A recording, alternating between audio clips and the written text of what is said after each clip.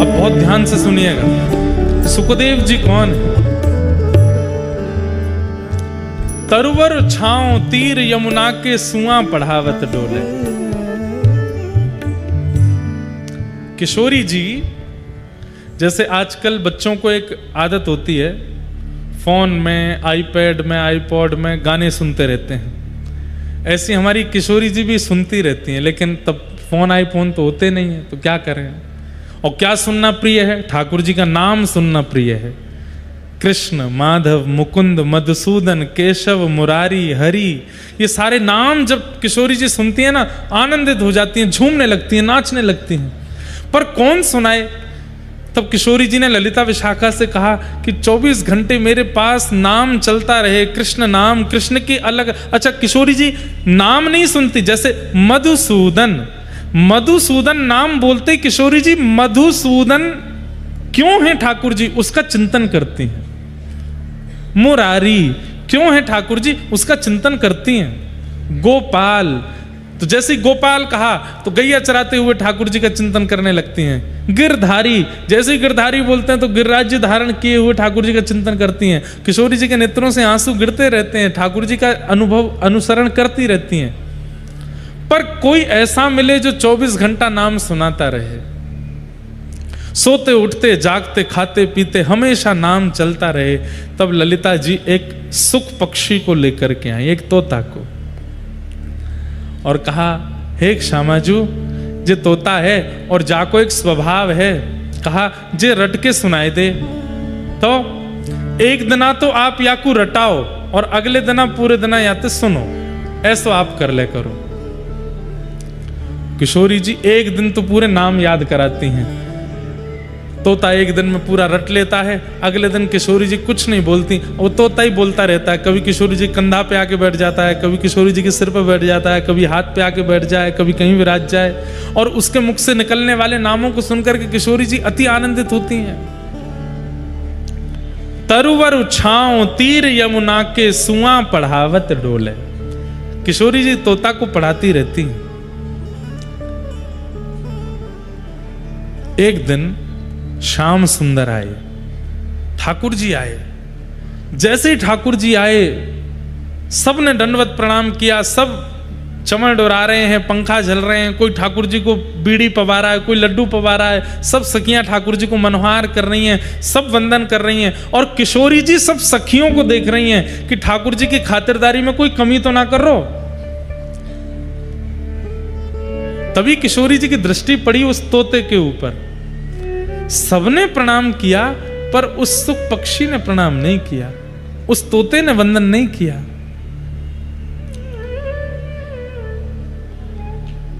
ठाकुर जी जब चले गए, तब किशोरी जी ने उस तोते को बोला, सुनो इधर आओ।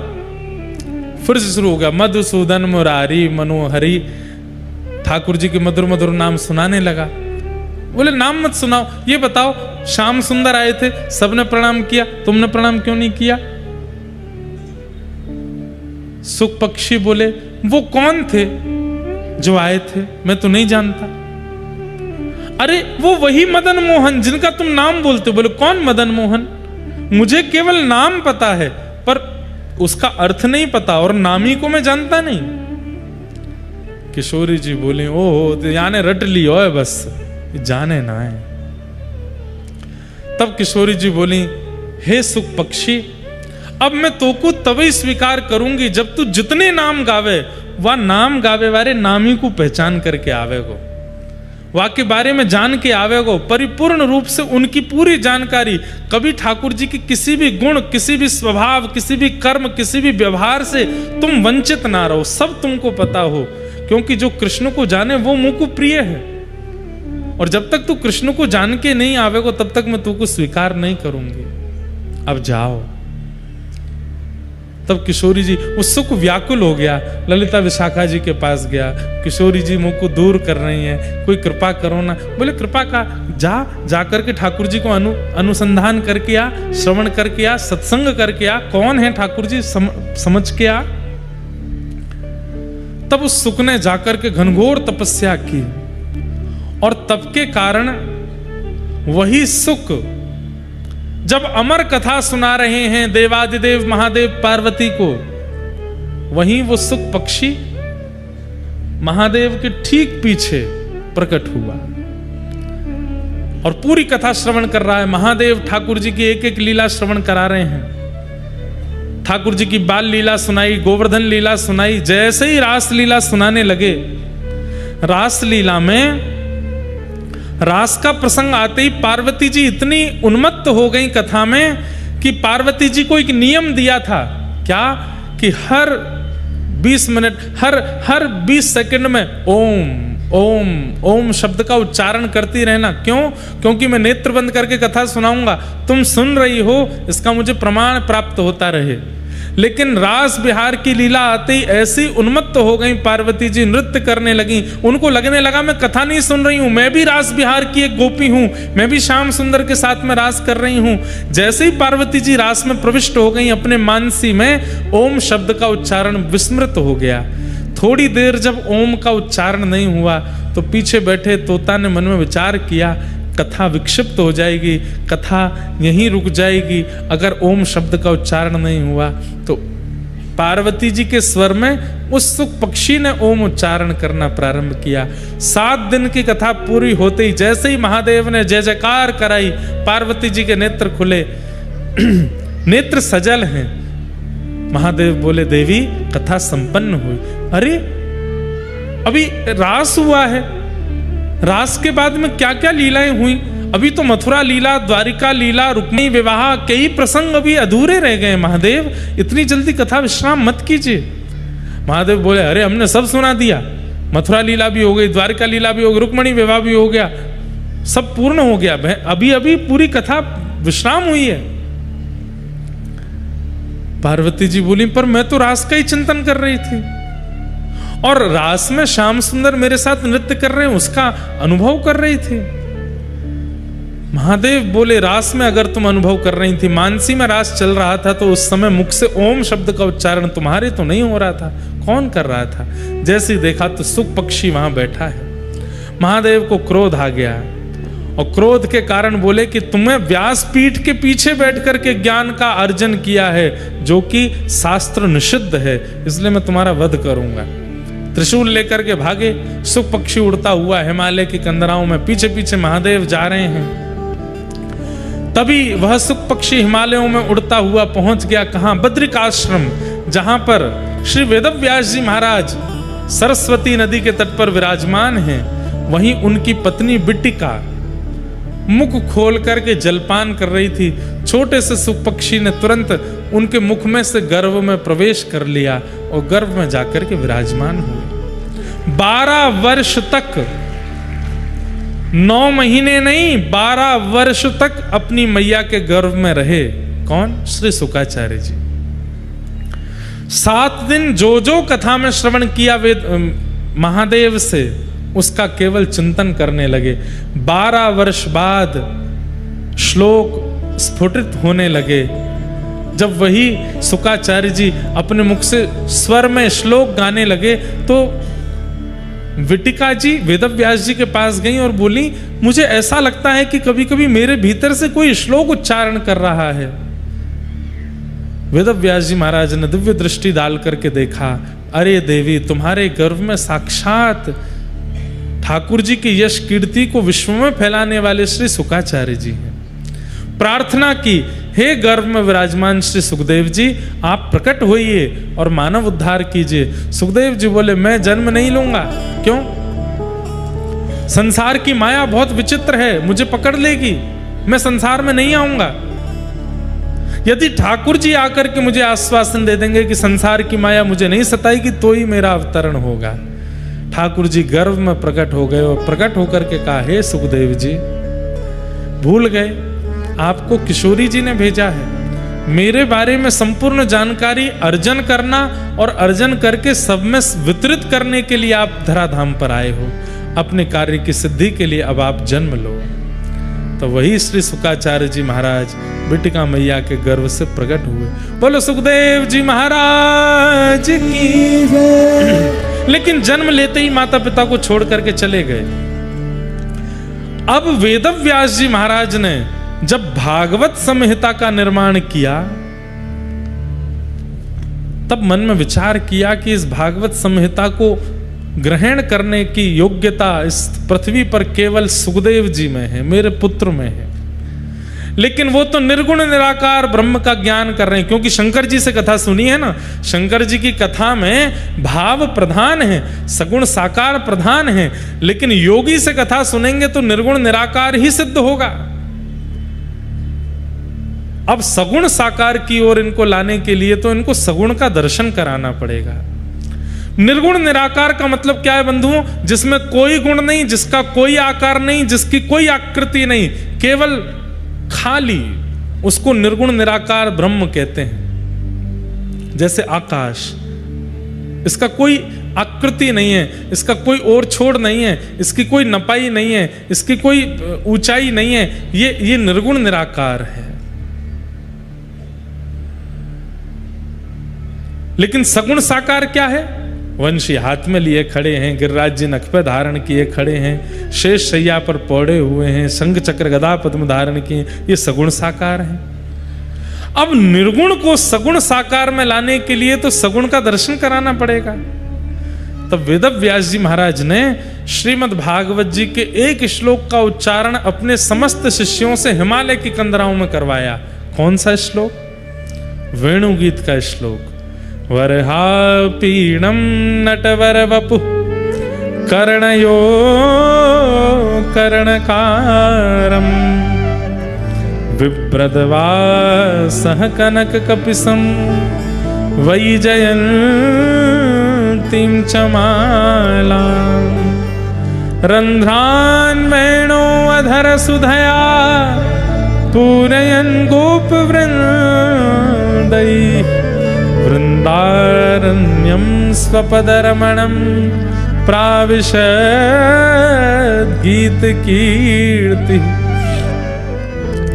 जिन्होंने बरहा पीड़म यानी कि मोर मुकुट पहना है, कानों में कन्नेर के पुष्प पहने हैं, पीतांबरी पहनी है, अधर पर वेणु धारण कर रखी है, नासिका में मोती लटक रहा है, अजब सी गति से चल रहे हैं और जिनके चरण रखते ही वृंदावन की शोभा बढ़ती जा रही है। श्री राम कृष्ण चरण स्पर्श प्रमोद कहते हैं गिरिराज जी और वृंदावन में प्रकट हुए वृक्ष, ये वृक्ष नहीं है तो ठाकुर जी के चरण स्पर्श से वृंदावन के रोए खड़े हो गए हैं। वृंदावन इतना आनंदित हो गया कि उसके ऊपर वृक्ष वल्लरी आदि निकुंज सघन कुंज प्रकट हो गई हैं। जब इस श्लोक का गायन शुकाचार्य जी ने सुना तो निर्गुण निराकार ब्रह्म के बीच में नन्हे से गोपाल जी मोर मुकुट पहन करके वंशी वादन करते हुए, नृत्य करते हुए, आनंद करते हुए वहां प्रकट हो गए। अब तो सुखदेव जी महाराज व्याकुल हो गए, दौड़ करके उन बच्चों के पास में गए और कहा तुम जिस श्लोक में जिस बालक का वर्णन कर रहे हो, ये बालक कहाँ है? ये मोर मुकुट पहनने वाला, ऐसी चाल चलने वाला, पीतांबरी पहनने वाला, ये बालक कौन है? किसका बेटा है और ये कहां मिलेगा? जब से मैंने इसका चिंतन किया है मेरा चित्त मानो जैसे इसने हरण कर लिया, मैं इससे मिलना चाहता हूं। छोटे छोटे बालक बोले हमें तो एक श्लोक आता है, पर हमारे गुरुजी ने अभी नई संहिता लिखी है जिसमें 18,000 ऐसे ही श्लोक हैं। आप हमारे गुरुजी के पास चलो, शायद वो आपको बता दें। शुकाचार्य जी बालकों के साथ आए, जैसे ही देखा तो गुरुजी कोई और नहीं, उनके ही पिता हैं, वेदव्यास हैं। चरणों में गिर गए, पिताजी एक श्लोक ने ऐसी छवि मेरे चित्त में प्रकट कर दी है, मैं जानना चाहता हूं ये कौन है, इनका रूप क्या है, इनका गुण क्या है, इनका लक्षण क्या है, ये मुझे कैसे मिलेंगे, इनकी प्राप्ति मुझे कैसे होगी, कृपा कर मुझे बताओ। वेदव्यास जी बोले बैठो।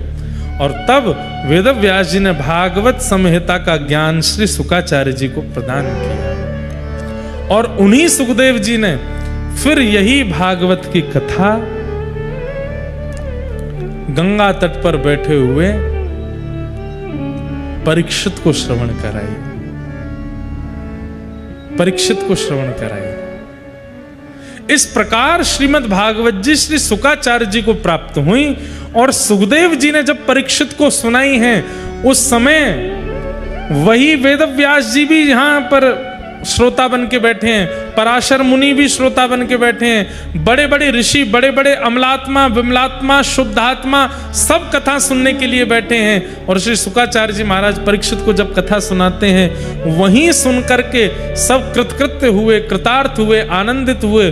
और उसके बाद घर घर में, जन जन में श्रीमद् भागवत जी का प्रचार प्रारंभ हुआ। इस प्रकार भागवत जी सब तक पहुंचे। कहते हैं कि श्री सुखदेव जी महाराज एक कथा सुनाने के बाद अंतर ध्यान हो गए, फिर कहाँ गए पता नहीं। पर हमारे ब्रजवासी कहते हैं कहाँ गए? तरुवर छाओ तीर यमुना के सुआ पढ़ावत डोले। आज भी किशोरी जी के कंधा पर बैठे हैं और अब नाम भी सुनाते हैं, और जो ठाकुर जी का नाम होता है उस नाम के पीछे की कथा भी सुनाते हैं। अब किशोरी जी को शुकाचार्य जी अति प्रिय है। वही सुखदेव जी भागवत जी के बगल में यहाँ उनका एक स्वरूप विराजमान है। ये भागवत के प्रमुख श्रोता हैं, प्रमुख वक्ता हैं। एक और बात, तोते का स्वभाव होता है, जिस फल में मुख लगाता है उसको मीठा कर देता है, सबको खाने योग्य बना देता है। सुखदेव जी के स्वरूप से वक्ता को सीखना चाहिए कि जो विषय, जो प्रश्न, जो जिज्ञासा तुम्हारे सामने आवे, वो फल है, वो चाहे जैसी हो, उसको अमृत बना करके, उसको मीठी बना करके परोस दो, सबको प्रदान कर दो। अब पूछने वाले लोग कुछ भी पूछते हैं, विचित्र विचित्र प्रश्न करते हैं, पर व्यास मंच से उसका समाधान ऐसा होना चाहिए कि सुनने वाले को ऐसा लगे कि आहा कितना मीठा मीठा भाव कह दिया, कितना प्रेम से समझा दिया, चित्त में उतार दिया। ऐसा तभी होगा जब वक्ता स्वयं को सुख मान करके वक्ता व्यास मंच पर बैठे, सामने आए हुए हर प्रसंग को रसमय बना करके परोस दे। ये वक्ता का लक्षण हो, ये हमें सुखदेव जी से सीखना चाहिए। ऐसे श्री शुकाचार्य जी को, सुखदेव जी को हम बारंबार प्रणाम करते हैं। परीक्षित को 7 दिन में कथा सुननी क्यों पड़ी? ऐसा क्या हुआ जिसके कारण परीक्षित ने 7 दिन तक कथा सुनी? तब यहां से महाभारत का प्रसंग प्रारंभ हुआ।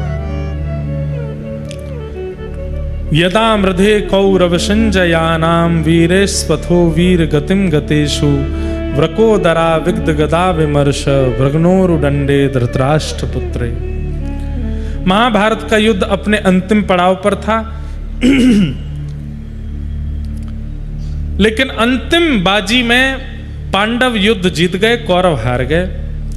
पर कौरवों के मुखिया दुर्योधन ने गुरुपुत्र अश्वत्थामा को कह दिया, अगर हम सिंहासन पर नहीं बैठ पाए तो ये पांडव भी नहीं बैठने चाहिए।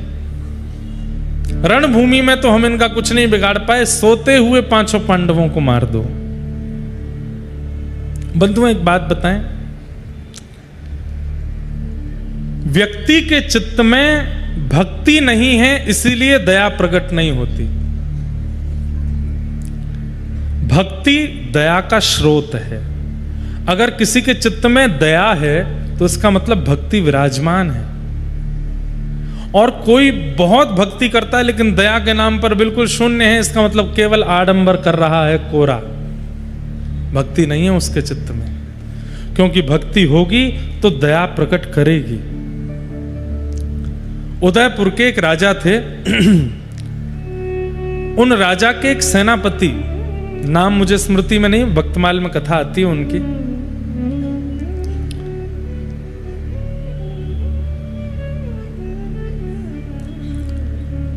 उनको राजा ने एक ऐसी जमीन दे रखी थी जिस जमीन से कम उस काल में 2 लाख रुपया साल भर में इकट्ठा होता था, और उससे वो संत सेवा, भक्तों की सेवा आदि करते थे।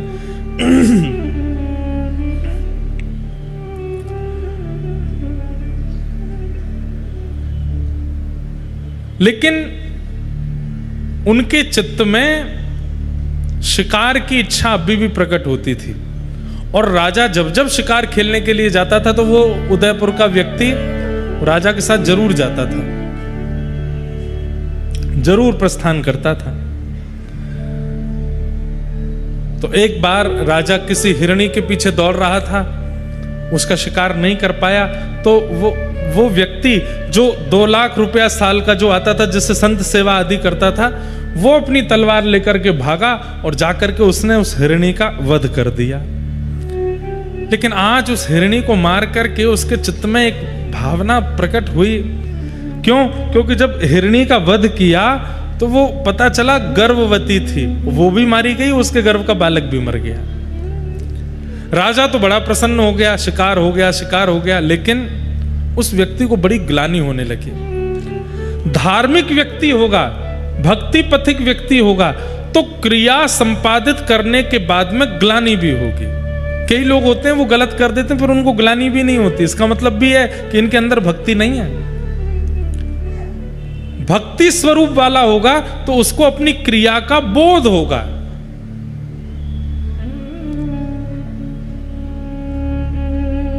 एक प्रकार से मैं कह दूं, अपने पूर्व के किए हुए कर्मों की ग्लानि होना, इस बात का प्रमाण है कि ठाकुर जी ने अवसर दिया है कि अब चाहो तो आप बदल सकते हो, अब चाहो तो आप सुधर सकते हो, क्योंकि ग्लानि हो रही है चित्त में। पर ग्लानि के बाद में रोते रहना, बिल्कुल निर्बल हो जाना, ये मैंने क्या कर दिया, बस उसी चिंतन में ही पूरा समय व्यतीत करना, वो प्रिय नहीं है ठाकुर जी को। ठाकुर जी कहते आज ग्लानि हुई, कल से ही उस पर काम करना शुरू करो। मैंने जो किया अब मैं दोबारा नहीं करूंगा, इसका प्रायश्चित जो होगा वो करूंगा। उससे ठाकुर जी प्रसन्न रहते हैं। पर ग्लानि से महीनों तक, आजकल क्या होता है, ये डिप्रेशन पहले नहीं होता था, अब होने लगा। क्यों?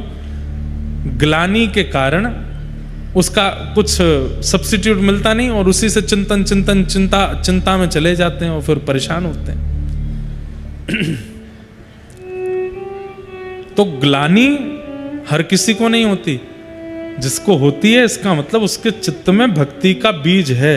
उसी समय सत्संग करना प्रारंभ कर दो जैसी ग्लानि हो, और सत्संग में बस यही ढूंढते रहो, मुझसे जो अपराध हुए उसका प्रायश्चित मैं कैसे करूं।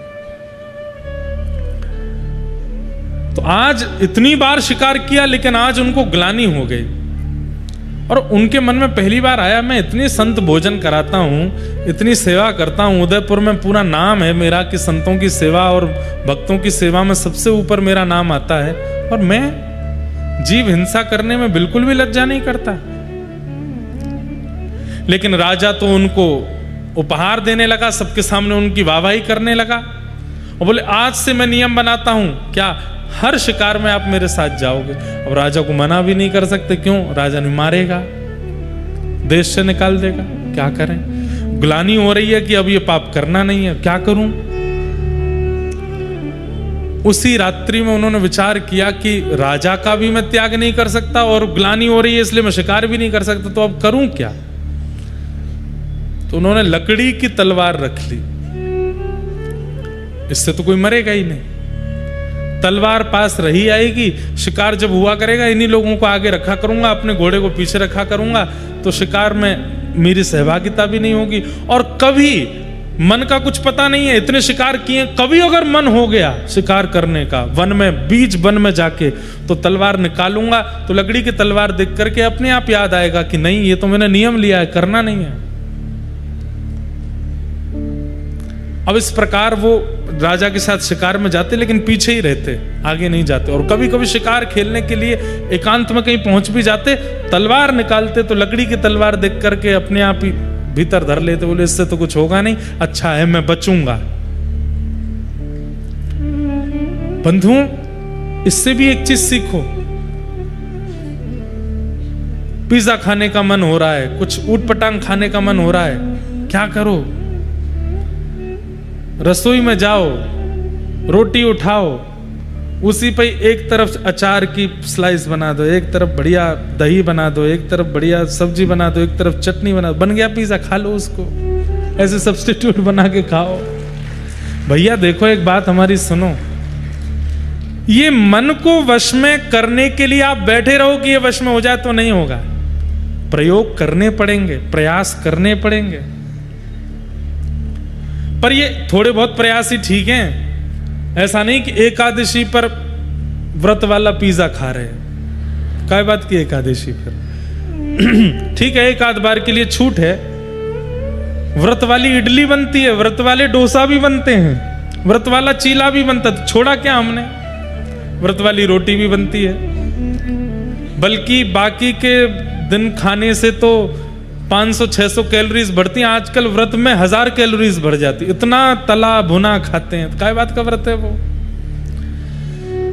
तो कहीं कहीं सब्स्टिट्यूट्स बना लीजिए कि आपकी कोई बुरी आदत है और आपको पता है कि मैं इसको छोड़ नहीं पाऊंगा, तो इसका एक सब्स्टिट्यूट रखो और वो ऐसा बनाओ कि उससे हानि भी ना हो और वो आदत भी धीरे धीरे छूट जाए। लकड़ी की तलवार, मन तो होता था इनके, चंग आती थी कि शिकार करूं, जैसी तलवार निकालते, तलवार देख के अरे इससे तो कुछ होगा ही नहीं, भीतर धरते, पर हाँ बढ़िया है, ऐसी बचूंगा मैं। धीरे धीरे धीरे इनकी इच्छा समाप्त होने लगी, धीरे धीरे धीरे इनका मन समाप्त होने। देखो मन क्या है पता है? मन इच्छा प्रकट करता है और जैसे ही आप उस इच्छा को पूरा कर देते हैं ना, तो मन हंसता है, बन गया मेरा गुलाम, अब मैं जो चाहता हूं वही करता है, चल अब अगली बार ये वाली इच्छा पूरी कर, फिर वो पूरी करा देते हो और खुश होता है। आप जितनी इच्छा मन की पूरी करते हैं, मन उतना बलवान होता चला जाता है। लेकिन जैसे ही मन ने इच्छा प्रकट की और आप पूरी नहीं करते, तो मन क्रेविंग्स कराता है, आंखों को, कानों को, जीभ को, हाथ को, सब फड़फड़ाएंगे, करवाओ करवाओ करवाओ। जिद्दी हो गया ना, छोटे बालक को जो चाहो देते रहो तो जिद्दी हो जाता है। कभी कहेगा बंदूक दिलाओ, मना कर दोगे नहीं दिलानी तो सिर पटकेगा, रोएगा, गिरेगा, चिल्लाएगा, चीखेगा। जिद्दी बालक हो जाते हैं, जिनकी इच्छाएं बहुत पूरी की गई हैं वो जिद्दी हो जाते हैं। ऐसे मन भी जिद्दी हो जाता है, और जब जिद्दी हो जाता है तो बीड़ी पीने वाले, तंबाकू खाने वाले, सिगरेट पीने वाले, उनकी क्रेविंग कैसी होती है? अगर नहीं दो तो ऐसे हो जाते हैं कि अब बस प्राण ही निकल जाएंगे, रोटी मत दो, पानी मत दो, लेकिन वो दे दो। होना जाना कुछ नहीं है, पर मन इतना आदी हो चुका है, इतनी इच्छा पूरी कर दी है मन की कि अब मन वश में रहता नहीं। इसलिए क्या करो, मन इच्छा प्रकट करे, उस इच्छा को पूरी मत करो, चाहे कैसे भी करके हाथ पांव बांध करके अपने आप को रोक लो। एक बार प्रयास करके देखिए, विकट इच्छा प्रकट हुई है और आप उस इच्छा को पूरी ही मत करो, मन को क्या संकेत पहुंच जाएगा? अब ये व्यक्ति मेरे हाथ में नहीं है, अब ये मेरा दास नहीं है, मेरा गुलाम नहीं है। धीरे धीरे धीरे धीरे मन इच्छा प्रकट करनी ही बंद कर देगा, फिर वो इच्छा ही नहीं करेगा।